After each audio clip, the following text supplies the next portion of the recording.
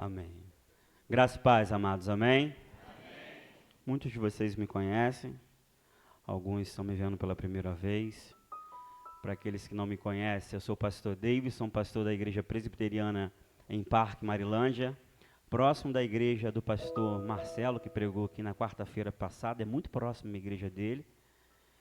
E hoje eu vim acompanhado da minha esposa, minha bênção, minha auxiliadora.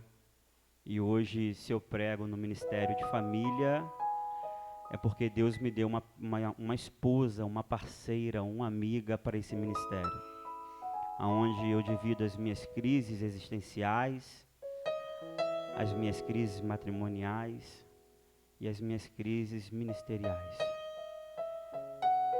E falar de família é algo maravilhoso. E Deus, assim, na sua soberana vontade, me permitiu cuidar não somente da minha esposa, mas também de dois pequeninos. O Miguel, meu filho de 7 anos, e a Pérola, a nossa pequenina de 4. Eu sempre tenho uma responsabilidade quando se trata do tema família, de forma muito importante. Nas minhas ministrações, nas pregações, nas exposições, eu sempre falo onde eu passo. Quando nós temos a convicção, em primeiro lugar, que antes que a família que nós temos, que antes de ela ser nossa, ela é do Senhor, nós cuidamos de uma melhor forma. O salmista Davi, no Salmo de número 23, no verso de número 1, ele vai declarar: o Senhor, meu pastor, nada me faltará. Ele está expressando a seguinte prova da paternidade desse Deus paterno, desse Deus em forma de família, em dizer, da mesma forma que o pastor de ovelhas, ele cuida das suas ovelhas, Deus Pai tem cuidado de cada um de nós. E aí ele olha a responsabilidade do que Deus faz na vida dele, os cuidados de Deus para com ele. E aí ele enxerga essa grandiosidade e cuida agora das ovelhas de seu pai Jessé. Mas não é porque é do seu pai Jessé, é porque ele enxergou o cuidado de Deus Pai sobre ele, ele quer cuidar da mesma forma. E é por isso que eu sempre tento demonstrar na minha família, que eu cuido da minha família da mesma forma que Deus cuida de mim. E aí eu passo isso para a minha igreja. Eu tenho um laço muito interessante com a minha igreja, muito legal, de forma até paterna mesmo, não só pastoral. E eu falo assim para eles: da mesma forma que eu cuido da minha família, eu cuido de vocês. Porque eu vejo que vocês não são minhas ovelhas, antes vocês são ovelhas de Deus, e Deus confiou vocês em minhas mãos para cuidar, da mesma forma que Deus confiou a minha amada família, assim para cuidar para Ele. Eu tenho essa responsabilidade, e todos nós devemos ter esta responsabilidade de purificar todos os dias a nossa família, porque é a família do Senhor antes de ser nossa. E aí Deus escolheu você para cuidar da sua família, não importa a forma que ela seja, você tem a responsabilidade de cuidar e de amar. Amados, eu quero fazer aqui rapidamente uma expressão das Sagradas Escrituras, para a gente fazer esse fechamento do mês da família que não se fecha. Família nunca se fecha, nem um mês alusivo se fecha. A gente só faz aquele mês alusivo só para mostrar a importância, porque são dias contínuos. E eu quero ministrar com você, eu vou pedir você mesmo assentado, a abrir a sua Bíblia, no Evangelho de Jesus narrado pelo evangelista Mateus, no capítulo de número 21. E nós vamos ler apenas 2 versos. Os versos de número 12 e 13. Evangelho de Jesus narrado por evangelista Mateus, capítulo 21, versos de número 12 e 13.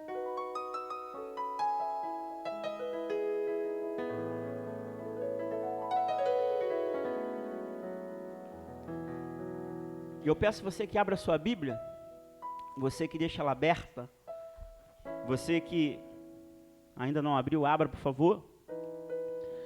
Porque esse texto vai falar da purificação do templo. E os versos 12 e 13 do capítulo 21 do Evangelho de Jesus narrado por Mateus, o evangelista, diz assim: tendo Jesus entrado no templo, expulsou todos os que ali vendiam e compravam. Também derribou as mesas dos cambistas e as cadeiras dos que vendiam pombas. E o verso 13 eu peço que você preste bastante atenção, porque diz: e disse-lhes, está escrito, a minha casa será chamada casa de oração. Vós, porém, a transformais em covil de salteadores. Quero orar com você mais uma vez. Quero agradecer a Deus por esse momento, desta purificação da palavra em nossas vidas que vai acontecer. Te louvamos, ó Deus.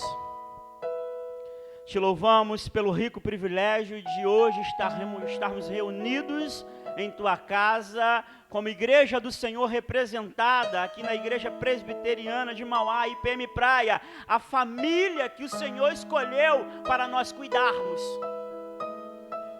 Todos nós, ó Pai, que estamos aqui hoje, temos a responsabilidade de cuidar um dos outros, porque independentemente de sermos família da IPM, somos família do Senhor.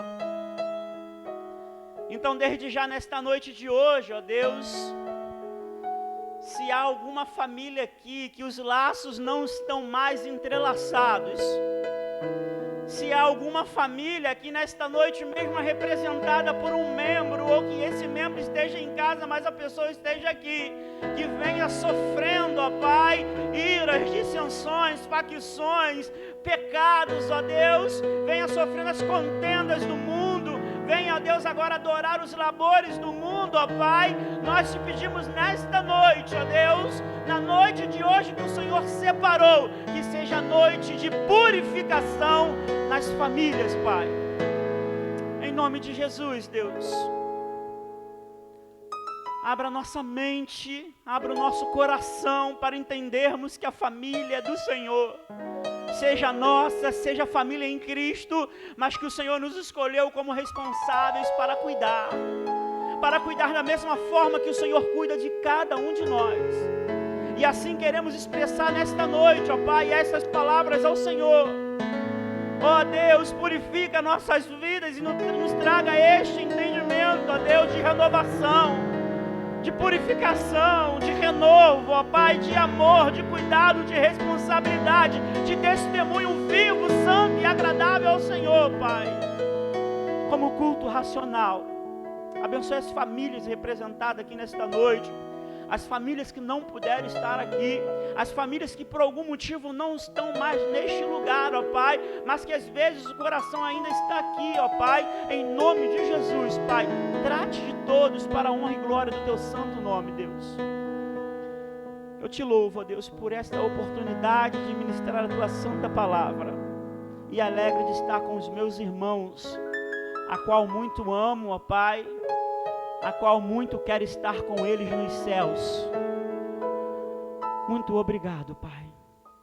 Eu te louvo pela noite de hoje, pelo dia que já aconteceu e pela madrugada que já vai se achegar, para que possamos descansar e viver um novo dia no Senhor, Pai. Em nome santo daquele que morreu por nós, mas vive e reina hoje para todo sempre, o nome poderoso de Jesus. Amém. Amados de Deus, quando nós fazemos a leitura desse texto de Mateus capítulo 21, o editor João Ferreira de Almeida, ali nas suas traduções, ele coloca um ponto de edição dizendo a purificação do templo. E quando você faz a leitura dos versos anteriores, até o capítulo anterior, até o capítulo de número 23, no verso 39, você vai entender esta purificação. E eu posso dar um tema a estes dois versículos, a qual nós lemos, de dizer, purificando o lar. Algo que precisamos fazer todos os dias, purificar o nosso lar. Lembra de Jó? Verso 5 do capítulo 1 vai dizer que Jó agora santificava os seus filhos todos os dias. na medida daqueles que ele tinha quantidade de filhos, eles o santificavam e agora ofertava ao Senhor em sacrifícios. Sabe por quê? Porque talvez algum deles poderiam ter blasfemado contra Deus, poderiam agora ter pecado contra Deus, e Jó tinha essa responsabilidade. Eu preciso santificar, eu preciso orar pelos meus filhos, na quantidade deles, eu oro por cada um deles, eu santifico a cada um deles, eu ofereço holocausto a cada um deles, eu estou purificando o lar. Sendo que a introdução ao Evangelho de Jesus narrado por Mateus, o evangelista, tem como um tema muito interessante: mostrar Jesus tanto como Cristo quanto o Emanuel, cumprindo assim as promessas antigas do Antigo Testamento e trazendo o reino de Deus agora à terra por meio de vida, ou seja, da sua própria vida, depois da morte e ressurreição. A ideia central do tema de Mateus é mostrar Jesus como um cumpridor das promessas antigas. E o propósito desse evangelho é mostrar que Jesus, ele é o Messias do Antigo Testamento. Que todas as coisas que se referem ao Antigo Testamento estão apontando nele para se cumprir nele.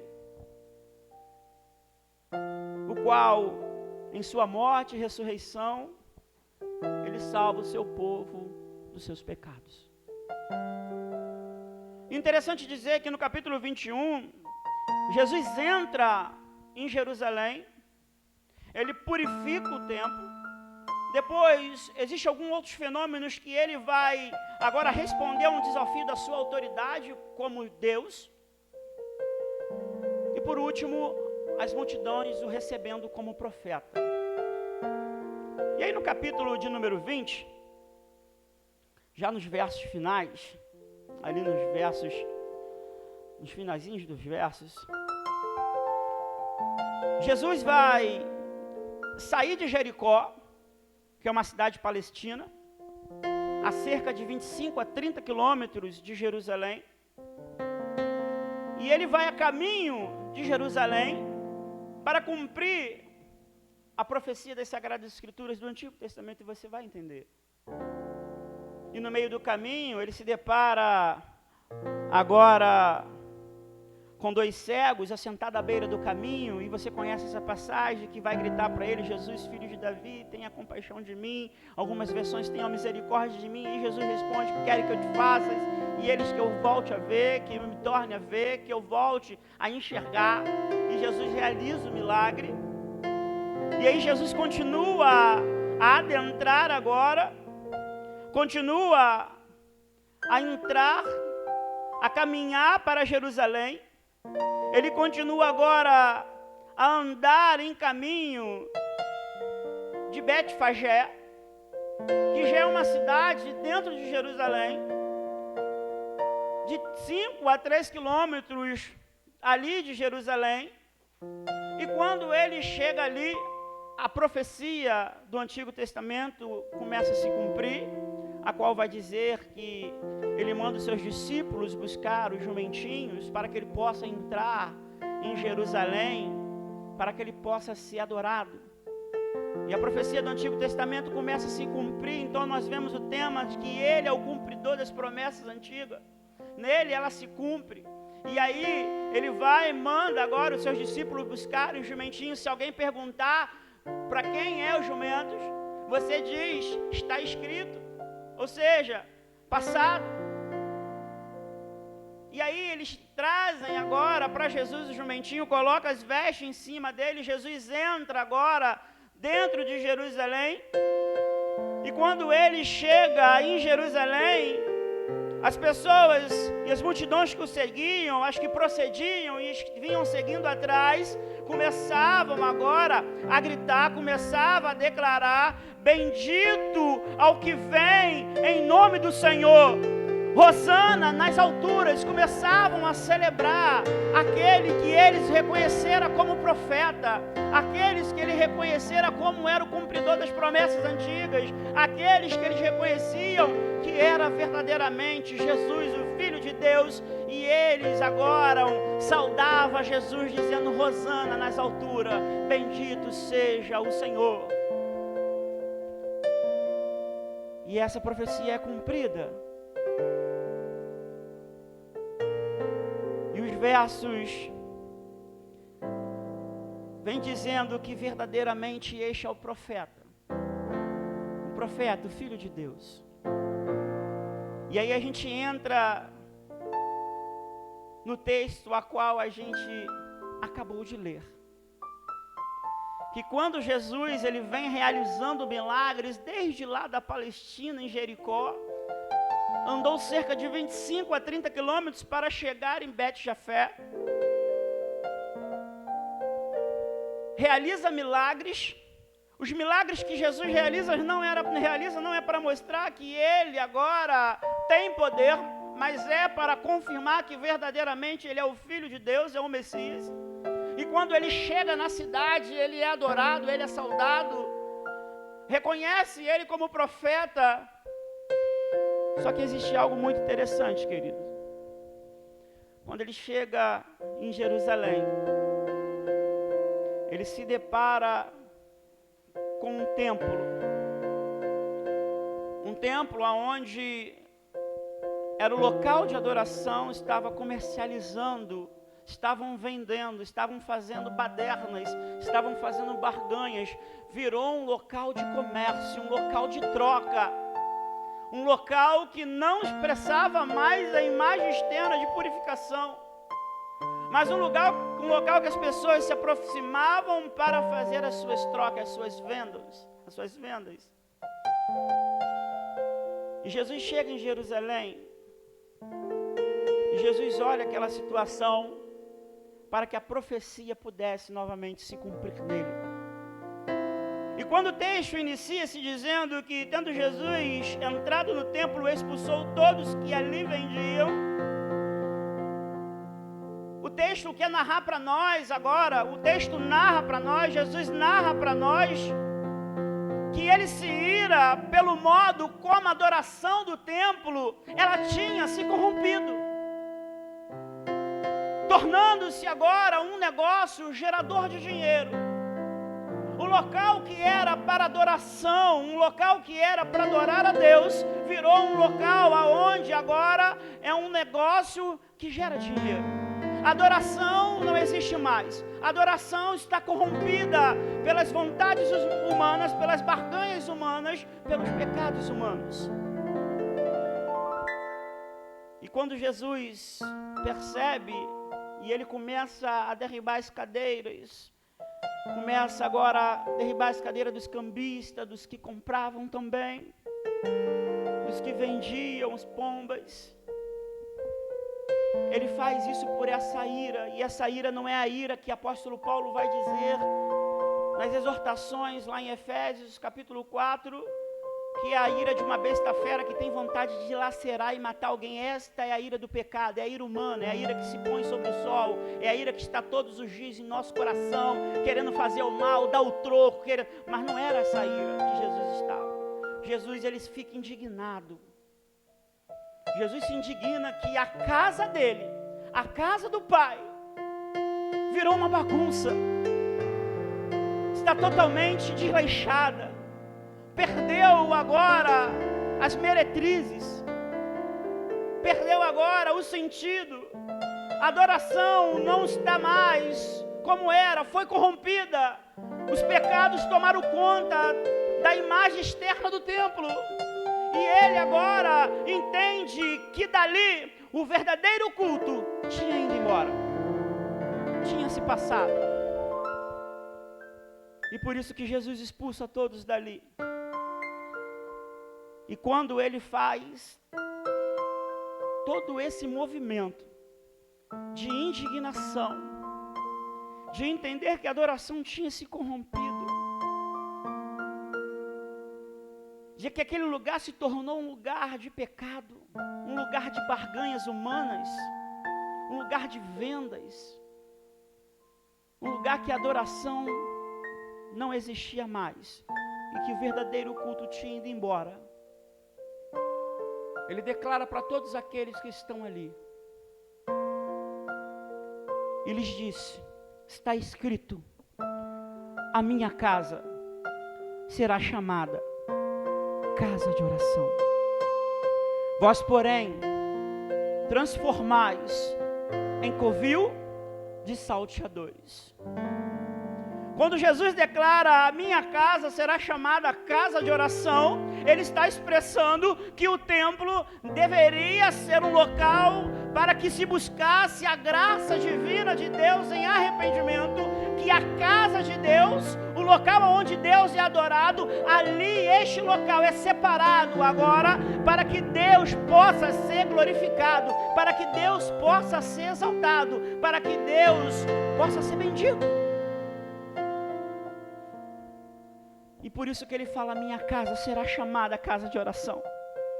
E esta profecia de quando ele fala isso, se encontra aí em Isaías capítulo 56, verso 7, que diz: também os levarei ao meu santo monte, e os alegrarei na minha casa de oração.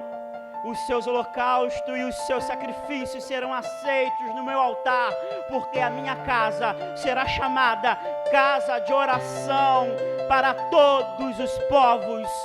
Isaías estava falando acerca da vocação dos gentios. O que significa esta profecia do Antigo Testamento se cumprindo em Jesus?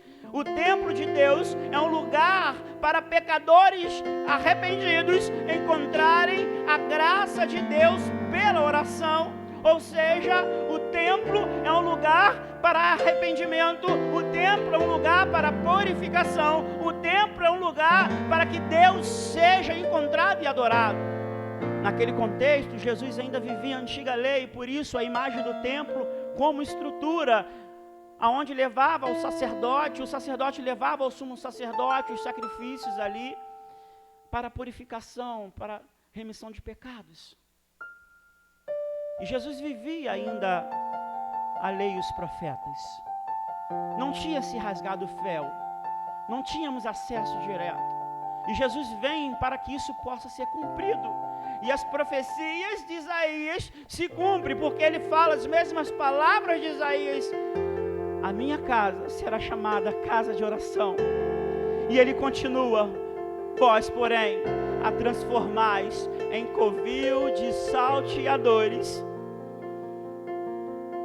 E quando ele diz e aponta para aqueles que faziam a casa de Deus lugar de pecado, lugar de barganha, lugar de comércio, lugar de interesse próprio e adoração, corromperam ela, mataram o culto a Deus, não existe mais adoração, não existe mais cristopocentria, não existe mais Cristo no centro de todas as coisas, mas agora o homem no centro de todas as coisas, porque o homem tomou conta do lugar. Jesus fala que aqueles homens se tornaram aquele lugar como covil de salteadores. Ele estava expressando que estavam usando a adoração externa para mascarar hipocritamente os pecados e injustiças sem arrependimentos.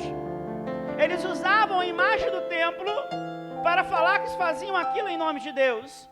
Se aproveitavam das pessoas humildes, carentes, necessitadas de Deus, que entravam no templo, para que agora pudessem mascarar as suas hipocrisias, os seus pecados, e falarem que fazia aquilo em nome de Deus. E quando você vê as palavras de Jesus de falar sobre covil, é algo muito forte. Porque covil significa cova habitada por animais ferozes, toca, abrigo ou refúgio de ladrões e malfeitores, casa destinada à prostituição, prostíbulo. E quando fala salteadores, está dizendo aquele que salteia, o assaltante, aquele que assalta nas estradas. E novamente outra profecia, lembra-se que Cristo, a introdução a Mateus, o tema a Mateus, tem como trazer Cristo cumprindo as profecias do Antigo Testamento. E aí Jeremias capítulo 7, verso 11, vai falar sobre esse covil de salteadores. Jesus vai falar sobre que o templo não protege a nação iníqua. Que aqueles que querem agora definhar o templo de Deus, o templo sagrado não os protege. Não tem como você mascarar, não tem como você viver em pecado dentro do templo. O templo ele não protege essas atitudes. E o texto diz assim, capítulo 7, verso 11 de Jeremias: será esta casa que se chama pelo meu nome um covil de salteadores aos vossos olhos? Eis que eu mesmo vi isto, diz o Senhor. E a profecia se cumpre quando Jesus vê a casa dele virando covil de salteadores, uma toca para os hipócritas, uma toca para aqueles que apresentavam o mal. Ou seja, apesar de serem culpados de pecados, os judeus compareciam à casa do Senhor como se nada tivesse acontecido, como se estivesse tudo bem. Uma figura de hipocrisia, disfarçada de piedade externa. Mas não só isso, o templo não era um esconderijo para aqueles que desprezavam a aliança do Senhor. E eu quero que você, nesta noite, traga isto para a sua realidade. Traga isto para a sua casa, para a sua vida, para a sua igreja. E esse texto agora nos remete ao nosso lar. Entendedor do que Cristo outrora purificou todos os pecados da nossa casa. E aí você pode pensar assim, não, existem muito ainda dentro do meu lar que a graça não alcançou, mas a graça alcançou você e fez você luz dentro do seu lar, para que o seu lar agora fosse casa de Deus, para que a sua casa fosse lugar de purificação, para que a sua casa fosse um lugar que Deus agora deve ser adorado e buscado de forma verdadeira. Só que muitas vezes isso tem se perdido dentro do nosso lar. Jesus outrora que entrou em nosso lar, talvez através da sua própria família por completo ou da sua vida, Ele purifica a sua casa. Ele limpa os males da sua casa. Ele transforma tudo aquilo que estava ruim em coisas felícitas em Deus. Os ídolos que a nossa casa adorava, ela não adora mais, porque a graça nos alcançou e o nosso raciocínio mudou. Vivemos uma metanoia, vivemos agora uma transformação, porque somos novas criaturas. E agora, aqueles Baals do mundo que nós adorávamos, as coisas do mundo que traziam para a nossa casa, outrora Cristo nos transformou com a graça salvífica dele, com sangue poderoso, e Ele limpou todos os manjares do mundo da nossa casa. Só que infelizmente, querido, no decorrer desses 30 quilômetros, desses 25 quilômetros, desses 5 quilômetros até chegar em Jerusalém, até chegar na casa, nós viemos a se perder. E aí parece que voltamos, muitas vezes, aos lamaçais da vida. Parece que os labores do mundo nos chamaram a atenção novamente. E hoje, muitas vezes, estamos trazendo para dentro da casa do Senhor, o seu lar, pecados, intrigas, mentiras, falta de amor, dissensões, facções, manjares por completos de Baal.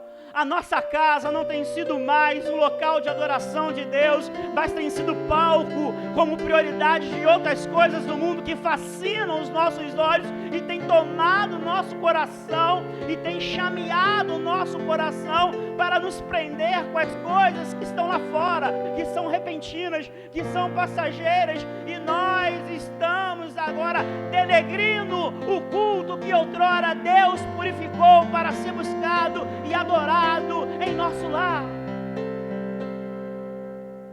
Muitas coisas têm tomado o nosso lar. Muitas atenções do mundo têm tomado a nossa casa.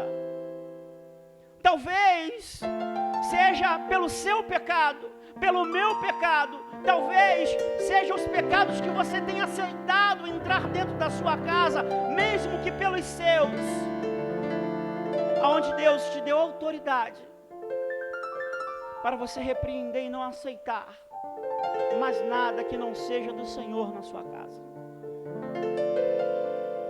E você tem lá colocado altares e altares que Deus derrubou, as sujeiras que Deus não jogou para debaixo do tapete, mas que Ele limpou, que Ele transformou. E aí, a casa de oração, queridos, que era para buscar a Deus em prioridade, como você viu no texto, o templo deveria ser um local para se buscar a graça divina, o arrependimento. O lugar na sua casa, o seu lar, querido, a casa que você mora, não importa que seja grande ou pequena, o lar, a família que Deus te deu para cuidar. Ele encontra agora a sua casa totalmente derribada. Os altares não são mais o dele. O altar agora são de coisas que você tem priorizado. O local tem sido de coisas que você tem escolhido como prioridade para a sua casa, e não mais o lugar onde Deus deve ser adorado. E aí imagina você hoje, Cristo chegando na sua casa. Como é que Ele olharia para o seu lar? Como é que Ele olharia para você? É duro dizer, querido, mas talvez hoje Cristo possa olhar para você e dizer agora as mesmas palavras que Ele disse para aqueles que denegriam a imagem do templo, para aqueles que queriam mascarar a imagem, a adoração externa, e falando agora para eles: a minha casa será chamada casa de oração, vós, porém, a transformais em covil de salteadores. Vocês têm denegrido o lar que eu dei para vocês cuidar. Vocês têm trago manjares, você tem trago altares daquilo que eu te dei para ser um lugar de purificação, de adoração em meu santo nome. Mas vocês têm trago agora todas as meretrizes do mundo, todos os dizeres do mundo, todos os labores do mundo para a sua casa, e vocês muitas vezes querem mascarar.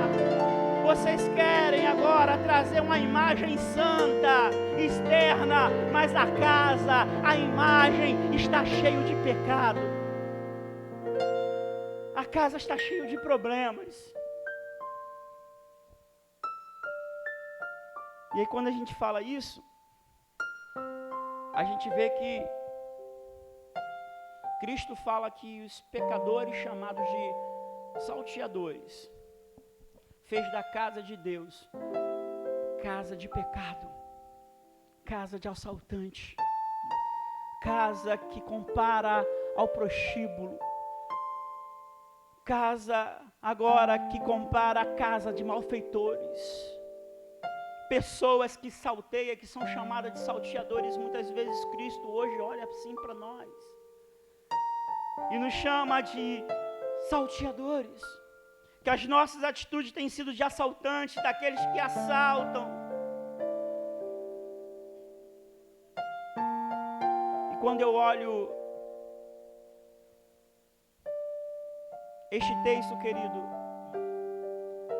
eu me preocupo muito com a vida da igreja. Porque talvez hoje muitas famílias, não só aqui, em quaisquer lugares, possam estar mascarando a imagem do lar. Cristo transformou a sua casa, transformou a sua vida, a sua família, mas você esqueceu.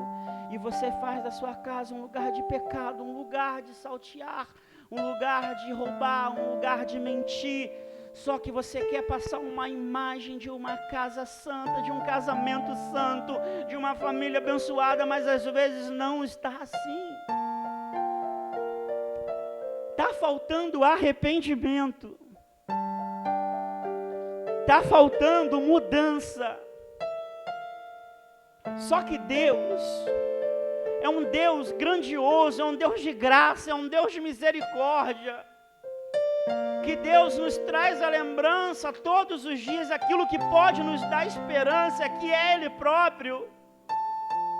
De olharmos para as nossas atitudes, para a nossa casa e voltarmos ao arrependimento, e voltarmos ao arrependimento em Cristo Jesus, de tornar novamente o nosso lar um lugar onde Deus verdadeiramente seja adorado em sua graça divina, através do nosso arrependimento, mesmo que seja apenas você, dentro do seu lar.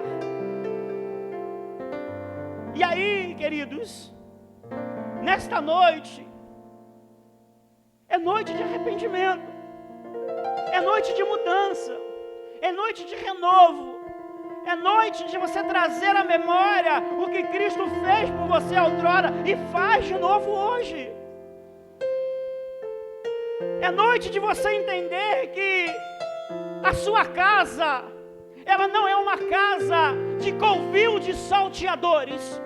O seu lar, a sua família, o seu casamento, os seus filhos, não é lugar de salteadores, não é toca de ladrões, não é casa de pecado, não é casa de maledicência, não é casa de prostituição, não é casa de mentiras, iras, disenções, obras da carne. A sua casa é casa de oração. A sua casa é casa onde Deus é adorado e glorificado. O seu lar é o lar que Deus escolheu para Ele ser morada, para que milagres aconteçam, para que a graça dEle seja derramada, para que as comportas dos altos céus derrame bênção sobre o seu lar, sem medida, dia por dia, porque a sua casa será chamada casa de oração.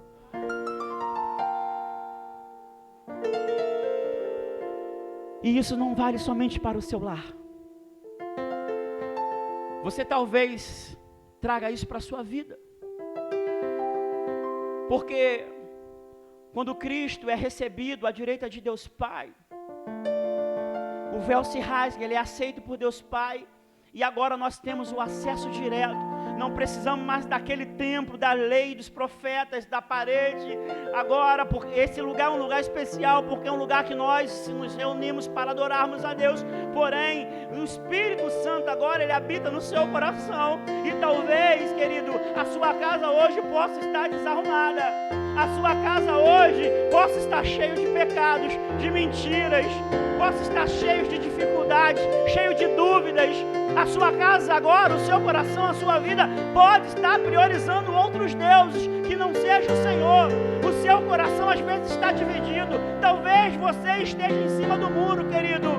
E talvez hoje Cristo, se viesse para ti e olhasse para você, poderia talvez, chamar você de covil de salteadores, olhar para a sua vida, a chegar ao reino de céus diante do Todo-Poderoso. Será que Ele mandaria você entrar ao gozo eterno, aos prazeres eternos, à salvação eterna? Ou falaria para você: apartai-vos de mim, afastai-vos de mim, que eu não vos conheço, porque vocês são covil de salteadores. Vocês estão na igreja, estão vivendo, falando da palavra de Deus, mas estão mascarando agora a hipocrisia externa.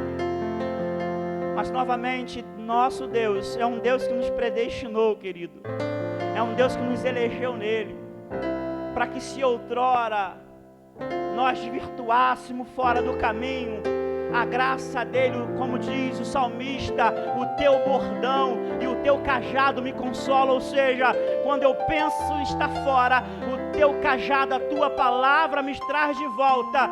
E aí nós declaramos novamente as palavras que está escrito pelo profeta Isaías, que se cumpriu em Jesus, se cumpre no seu lar e se cumpre na tua vida. Você, meu irmão, você, minha irmã, que está aqui nesta noite, se voltar ao arrependimento, se você pedir a Deus o perdão da graça, se você agora voltar-se para Deus novamente, querido, você vai lembrar, você vai entender que você não é salteador, mas que a sua vida é uma casa de oração. Você nasceu para ser casa de Deus. E aonde Deus habita, o pecado não milita. Aonde Deus está, o pecado não toma conta. Porque a carne pode ser até fraca, mas o Espírito está pronto. Ele está pronto porque é o próprio Deus que habita em você. Ele está pronto porque é o próprio Deus que guia os seus passos, como diz lá em Gálatas capítulo 5, se vivemos no Espírito, também andemos no Espírito. Ou seja, Deus habita em você para que você possa ser aceito por Deus, para que Deus possa te olhar com um olhar de perfeição por causa da justificação de Cristo na sua vida, e para que você, querido, seja enxergado por Deus, não como ladrões, pecadores, mas sim, querido, como santos de Deus, como filhos amados em Cristo Jesus, como pessoas justificadas, lavadas, remidas pelo sangue do Cordeiro, que nos dá acesso ao Pai e que nos faz casa de oração. Ah, querido, você nunca mais vai esquecer essa palavra. A minha casa será chamada casa de oração. E isso vale para a sua igreja. Não tente mascarar, não pense em mascarar os seus pecados dentro da igreja. Sabe por quê? Quando a gente vive uma vida de pecado, quando a gente está vivendo em casa em pecado, quando a gente está vivendo de forma pessoal, singular em pecado, e estamos dentro da igreja de Deus, a igreja representada como hoje, você tem essa família, a sua família aqui que Deus escolheu para você morar. E quem chama Deus de Pai não escolhe irmão. E você está aqui para adorar a Deus e vive uma vida agora dentro da casa de Deus, trazendo para a casa de Deus pecados. Você pode ter certeza, querido, que se você estiver numa comunidade, numa família de Deus, que está em pecado, ela não sobrevive, ela não se mantém de pé. Uma igreja que vive em pecado, ela não se sustenta, Deus não está nela, e as portas do inferno prevalecem contra ela, porque ela não é a igreja de Deus. Mas a igreja, querido, que eu tenho uma imensa satisfação e prazer em falar desta casa, que anos e anos vem aqui trabalhando neste bairro, no município de Magé, uma igreja que já passou vários desafios, vários problemas, que o inimigo diversas vezes tenta contra ela, ele vem bramar contra ela. A única diferença, querido, da igreja em pecado para que a igreja que você hoje, chamada Família de Deus, em Mauá, a diferença é que as portas do inferno não prevalecerão contra vocês nesta igreja, porque aqui é casa de oração. O inimigo vai tentar contra ti, contra a sua vida, contra a sua família, contra esta casa, mas as portas do inferno jamais prevalecerão contra ela, porque vocês são a igreja de Deus, lavada e remida, justificada pelo sangue daquele que deu a vida para você, que não te olha como covil de salteadores, mas olha esta igreja como a igreja que ele é buscado e adorado, como essa igreja, como ele declara, que nunca mais você vai esquecer. Está escrito: a minha casa será chamada casa de oração. Queridos, devemos purificar o nosso lar. Devemos purificar a nossa vida. Devemos purificar a nossa igreja. Exemplos? Falamos de Jó. Ele olhava seus filhos e os santificava todos os dias, oferecendo holocausto para cada um deles. Sabe por quê? Porque se os filhos dele estivessem pecando, querido, ele estaria santificando a casa. Ele estaria entregando a Deus a vida dos filhos. E você tem feito isso pela sua família? Você tem purificado o seu lar? Você tem orado pelo seu casamento? Você tem orado pelos seus filhos ou pelo seu filho? Você tem orado pelos seus entes queridos que Deus te cuidou, agora te deu para você cuidar? Você tem purificado ele todos os dias, quando acorda, quando dorme, diante do dia. Você tem abençoado a sua família. Parece que é um ato simples, mas é um ato muito de graça. Você colocar a mão sobre seus filhos na madrugada e orar sobre eles. E colocar a mão neles e falar: eu te abençoo em nome de Jesus. Seja abençoado em nome de Jesus. Será que você tem abençoado o seu lar em Cristo? Será que você tem santificado o seu lar em Cristo? Ou será que você tem trago meretrizes da vida para o seu lar? Será que você tem deixado o seu lar virar covil de salteadores? Será que você tem deixado o seu lar virar lugar onde a adoração foi corrompida, a adoração foi exterminada e não reina mais Cristo, mas reina agora o príncipe das trevas? O que você tem feito no seu lar? Ou será que você tem reconhecido a paternidade da mesma forma que Davi reconhece? Da mesma forma que o pastor cuida das suas ovelhas, Deus cuida de cada um de nós. Ou seja, o Senhor é meu pastor, nada me faltará. Eu enfrentarei crises, dificuldades, eu enfrentarei problemas. O inimigo tentará contra mim, o inimigo tentará sobre a minha família, o inimigo tentará derrubar o meu lar, tentará acabar com o meu casamento, mas tudo posso naquele que me fortalece. Será que você tem tentado dessa forma, Senhor? Querido, Cristo, quando chega depois daquela longa viagem de realizar milagres, ele encontra o templo totalmente derribado, adoração derribada, virou um local de pecador, um local onde a imagem tinha se corrompida. Mas a história desse texto, ela encerra dizendo que Cristo purifica o templo. Ele, com a sua vida, ele purificou o templo novamente e nos deu acesso. E eu quero lembrar isso para você nesta noite. Por fim, Cristo purificou a sua casa.